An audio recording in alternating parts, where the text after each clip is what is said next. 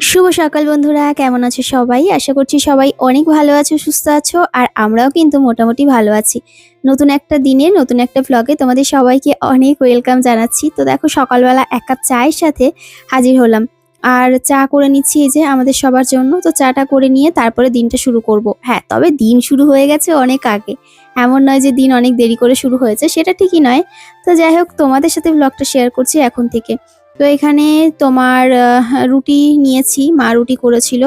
আর তার সাথে এখানে উজ্জ্বল রুটি খাবে না, তোর জন্য বিস্কুট, তার সাথে একটু মুড়ি চানা, মানে যে যেটা খেয়ে পারে সেভাবেই নিয়েছি।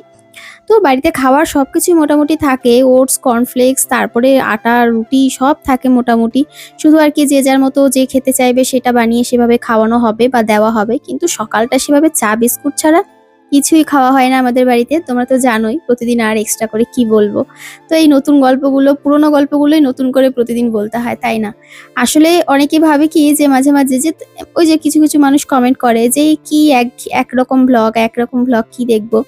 আসলে এটা তো কোনো সিনেমা না, এটা নিজেদের জীবন। তাই একরকম জিনিসই প্রতিদিন নতুন করে প্রেজেন্ট করতে হয়, এই আরকি। পুরোনো গল্পই প্রতিদিন নতুন করে বলা, তাই না? আসলে যারা YouTube এর ভ্লগ দেখতে ভালোবাসে বা যারা ভিডিও দেখে দেখবে এরকম হয়, এটা আমিও আগে আমার সাথেও হতো। যখন কারো ভিডিও ভীষণ দেখতাম তখন তার প্রতি একটা আলাদাই টান কাজ করত। তখন দিনের মধ্যে সেই টাইমটা মনে হয় তার ভিডিও দেখতেই হবে। মানে যখন আমিও নতুন YouTube এ আসি, হ্যাঁ? তখন তো নেট রিচার্জ করা মানে সেই লেভেলের ব্যাপার। আর তখন নেটও খুব স্লো চলতো। তো ওই একটু আধটু টুকটাক দেখতাম। বেশ ভালো লাগতো। তখন নতুন ছিল ব্যাপারগুলো। তো তখন আরো ভালো লাগতো। তো সেটাই আরকি তোমাদের সাথে শেয়ার করলাম। তো যাই হোক, চলো এদিকে দেখো বাসনগুলো গুছিয়ে নিলাম। আর কিছু বাসনপত্র ছিল যেগুলো মেজে নিলাম। তারপরে এদিকে মেয়েকে স্নান করিয়ে দিলাম। তো স্নান সেরে তারপরে সোয়েটার পরিয়ে দিচ্ছি। বলছিল যে, "মা সোয়েটার পরিয়ে দিও না।" তাই আমি বললাম, "না বাবা, সোয়েটার পরে নাও। কারণ তোমার মা দেখো ২-৪ দিন ধরে জ্বরে ভুগলো। আর এবার যদি ওই বাচ্চা-কাচ্চার কিছু হলে না তখন আরো বেশি কষ্ট হয়। আমাদের হলে সেটা সহ্য করা যায়।" তারপরে এবার মেয়েকে এদিকে মুখে ক্রিম-ট্রিম মাখিয়ে দিচ্ছি, চুল বেঁধে দেবো। আর তারপরে ও পড়তে বসবে। তো ওইজন্য উজ্জ্বল আমাকে বলল, "তুমি তাহলে মেয়েকে তাড়াতাড়ি করে স্নানটা করিয়ে দাও। স্নানটা করিয়ে দিয়ে তারপরে ওকে ছেড়ে দাও। মানে ওকে ফ্রি করে দাও। তারপরে তুমি তোমার কাজে যেতে পারবে। আর এদিকে আমি ওকে বই পড়াতে পারবো।" আজকে চুল আঁচড়াতে গিয়ে দেখছি খেলতে চুলের নিচের দিকটায় ক্লে লাগিয়ে রেখেছে। মানে ও ক্লে দিয়ে খেলতে এত ভালোবাসে। বিভিন্ন জিনিস বানায়, ফুল, খেলনা-টেলনা সব বানায়। আর ওই দেখো আমাদের ছোট্ট মাটা শুয়ে রয়েছে ওখানে। শুয়ে কি করছে তোমরাই কমেন্ট করো। আমি আর বলছি না। তো তারপরে নিচে আসলাম। আর আজকে কিন্তু নিচে রান্নাবান্না হবে। তো দিদিভাই এসছে যেহেতু, আর বাড়িতে কেউ আসলে তো জানো একটু এটা সেটা মানে এনে রান্নাবান্না করি। ইচ্ছা হয়। তো দেখা যাক, আজকে তো স্পেশাল নয় আজকে যে স্পেশাল কিছু রান্নাবান্না হবে। তবে মা বলছিল যে, "কণিকা, গ্যাসটা থাক, কাঠের উনুনেই রান্না করি চলো।" কারণ অনেক কাঠ রয়েছে বাড়িতে। আবার যাকেও একটা উনুন বানিয়ে দিয়েছিল মা গত বছর। তো মা বলল যে ওরা আর সময় পায়নি সেই উনুনে রান্নাবান্না করার, উনুনটা না ভেঙে গেছে। তো ওদের বাড়িতেও অনেক কাঠ রয়েছে। তো মা বলছে ওদের বাড়ির কাঠের কথা যদি বাদও দিই, আমাদের বাড়িতেও এত কাঠ রয়েছে যে জ্বালিয়ে শেষ করতে পারবে না। তো আমাদের যেহেতু ঘরের কাজ হয়েছে না পরপর, যে কারণে কিন্তু প্রচুর কাঠ জমে রয়েছে। তারপরে পুরোনো ঘরেরও আরো অনেক কাঠ ছিল। সেই যে আমাদের যে ঘরগুলো ছিল সেগুলো ভাঙা হয়েছে। সামনে যে রান্নাঘরটা ৮ চালা মতো ছিল, তো ওখানেও প্রচুর কাঠ বেরিয়েছে। তো সেই সব আরকি জাল দেওয়া হচ্ছে। আর তারপরে বাঁশ-টাশ যেগুলো ছিল দেওয়া ছিল সেগুলো তো প্রচুর রয়েছে। ঢালাইয়ের সময় দেওয়া হয়েছিল। কিছু যেগুলো ভালো ছিল সেগুলো রেখে দেওয়া হয়েছে ইউজ করার জন্য। সেগুলো দিদির বাড়িটারই ইউজ হয়ে গেছে। আর যেগুলো ধরো খারাপ ছিল, ভেঙে-টেঙে গেছিল, তো সেগুলো তো আর ইউজ করা হবে না। সেগুলো জ্বালানির কাজে লেগে যাচ্ছে। তো ওইজন্যই আরকি মানে যেদিন ইচ্ছা হয় সেদিন কিন্তু রান্না করি এই মাটির উনুনে। আর এখন বলতে পারো বাড়িতে ৩ টে নয় ৪ টে রান্নাঘর মানে রান্নার জায়গা আরকি। ২ টো ভালো আর ৩ টে ভালো। আর একটা এমনি মানে নরমাল। তো ভালো বলতে সবই ভালো। নিজের যদি ভালো হও, মানে বলে না যে নিজের মনের মতো করে গুছিয়ে রাখতে পারলে তাহলে সবই ভালো হয়। তো এটাই হচ্ছে ব্যাপার। সবই ভালো, শুধু গুছিয়ে গাছিয়ে রান্না করাটা নিয়ে ব্যাপার। তো দেখো আমি কিন্তু নিচে এসে নিচের ঘরদোরগুলো একটু সুন্দর করে গুছিয়ে দিচ্ছি। আর আমি যখনই নিচে রান্নাবান্না করতে আসি না কেন বা যেই সারাদিনের মধ্যে জল ভরতে আসলেও যদি দেখি নিচে ঝাঁট পড়েনি বা ওরা সময় হয়ে ওঠেনি, সবসময় তো হয়ে ওঠে না, দেখো মায়েরও শরীর খারাপ হয়ে যায় মাঝে, আমারও হয়ে যায়। তবে সে জায়গা থেকে যখন আরকি দেখি যে না মা আর পেরে উঠছে না, তখন কিন্তু ঘরদোরগুলো মুছে দেওয়ার চেষ্টা করি। যাতে হাতে একটু হেল্প হয়, একটু কাজ হয়। আর নিচের ঘর প্রতিদিন মোছা দরকার পড়ে না। ওই ১ দিন বাদে ১ দিন। আর আমাদের ওপরে আমি খুব অসুস্থ না থাকলে ঘর মোছা বন্ধ করি না, কারণ একটু খুঁতখুঁতে স্বভাব আছে আমার, তো যে কারণে। তো চলো এদিকে ঘরদোরগুলো সুন্দর করে মুছে নিয়ে তারপরে কিন্তু রান্নার কাজে বসবো। আর আজকে রান্না খুব একটা বেশি কিছু নেই, তো ওই জন্য আর কি এই সমস্ত ডাল হবে আর তার সাথে একটা কি ভাজা টাজা করবে মা বলছিল। তো আমি বললাম দাও, আমি করে দিচ্ছি, তোমাকে আর করতে হবে না, যেহেতু আমার এই 2-3 দিন জ্বর হলো, আমার শরীর খারাপ হয়েছে, মা রান্না করেছে পরপর 2-3 দিন। তো আমি বললাম যে তাহলে তুমি আজকে রেস্ট করো, আমি রান্নাটা করি। তো ওই জন্যই আর কি মাকে বললাম তুমি তাহলে ছেড়ে দাও। তো মা বলছিল যে আমি করলে কাঠে রান্না করতে পারতাম, তুমি তো গ্যাসে রান্না করবে। আমি বললাম না না, আমি গ্যাসে করব না, আমিও কাঠে রান্না করব। আর এখন কাঠের আগে সমস্যা হতো কি, উনুনটা ধরাতে পারতাম না, বা ধরাতে পারলেও না ধোয়া হতো, জাল দিতে পারতাম না। তো এখন সেগুলো মোটামুটি শিখে গেছি। আসলে ওই যে বলে না, সব কিছু মানে তোমার অভ্যাসের ওপর ডিপেন্ড করছে। যদি ভাবো যে করার আগেই পারবো না, তাহলে কিন্তু সেই জিনিসটাও কখনোই হয় না। তোমাকে চেষ্টা করতে হবে, তো তবেই সেই কাজটা করতে পারবে, তাই না? আর অনেকেই আগের দিন যখন কোয়েলের পরীক্ষার কথা বলেছিলাম, অনেকেই ওকে অনেক আশীর্বাদ করেছে যে ও মানুষের মতো মানুষ হোক।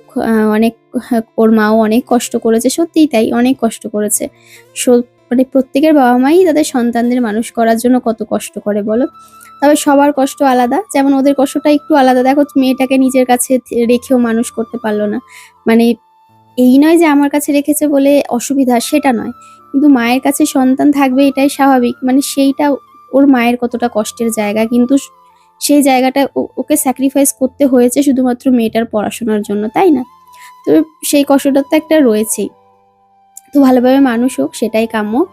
আর এই দেখো সিঁড়ি থেকে কে নেমে আসছে বলো তো, আমাদের ছোট মা। এই যে দিদি এসে দিয়ে গেল, একটু কান্নাকাটি করছিল, তো তারপরে ওকে আমি কোলে নিয়েছি। দেখো কিভাবে ও না এইগুলো খুব মজা পায়, মানে ওর সাথে যত চটকাচটকি করবে, যত খারাপ মানে যত রকমের আর কি, কি বলবো, মার পিট, সেই ঝগড়াঝাঁটি, ও এই সব ভীষণ পছন্দ করে। মা মাঝে মাঝে বলে কি ও তো গুন্ডা আমাদের বাড়ির। আমি বলি কি খুব ভালো, এরকম হওয়াটা ভীষণ ভালো, আর আমার খুব পছন্দ এরকম মানুষদের। মানে ওই এখনকার দিনে না, মানে নরম মাটি পেয়ে ভীষণ চটকায় মানুষ, তার থেকে আমার মনে হয় লড়াই করে যারা বাঁচতে পারে, হ্যাঁ মুখের ওপর কথা বলতে পারে, তো তারাই সবচেয়ে ভালো। হ্যাঁ তাই বলে এই নয় যে সব কিছুতে স্পষ্টবাদী হতে হবে, কেউ তোমাকে ভালোবাসে তার মুখের ওপরও স্পষ্টবাদী হতে হবে, বা এমন কথা বলবে যে সে কষ্ট পায়, অতটাও স্পষ্টবাদী হওয়ার আমার মনে হয় দরকার নেই। যেখানে তোমার মনে হচ্ছে যে না, এই কথাটা আমার না বলা উচিত, সেখানে না বলাটাই ভালো। তবে লড়াই করাটা আর ওই মুখে মুখে যে কথাটা আমি যেটা বললাম, ওটার মধ্যে টোটালি পুরোটাই আলাদা। তো যাই হোক, আমার মনে হয় কথা সবসময় বুঝে শুনে বলতে হয়। আর সেক্ষেত্রে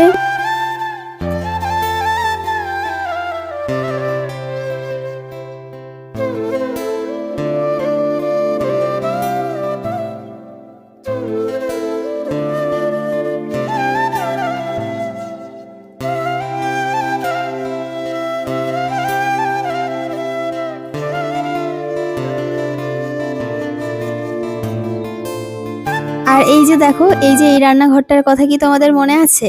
এই যে এই উনুনটা গত বছর মা বানিয়েছিল। তো এটা করেও কিন্তু, গত বছর না তার আগের বছর মনে হয়, 1-2 বছর বোধহয় হয়ে গেছে, তাই না বলো? গত বছর তো ওই মানে 3 তলার ওপরে যে উনুনটা সেটা বানিয়েছিলাম। আর আজকে আমার উনুন ধরানোর টেকনিকটা দেখেছো? মানে কত সুন্দর করে উনুনটা ধরালাম। প্রথমেই কিছুটা কাঠ দিয়ে আগুন ধরিয়ে দিয়েছি, কিন্তু সেটা না দেখলাম যে একটু ধোঁয়া হচ্ছে, তারপরে ফু দিলাম।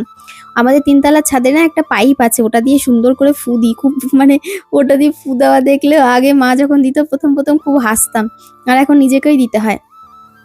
তো এই এবার হচ্ছে গাজর আর বিট আলু দিয়ে একটা ভাজা ভাজা করব। তো এটা খেতে খুব ভালো লাগে, বিশেষ করে এই সময়টা।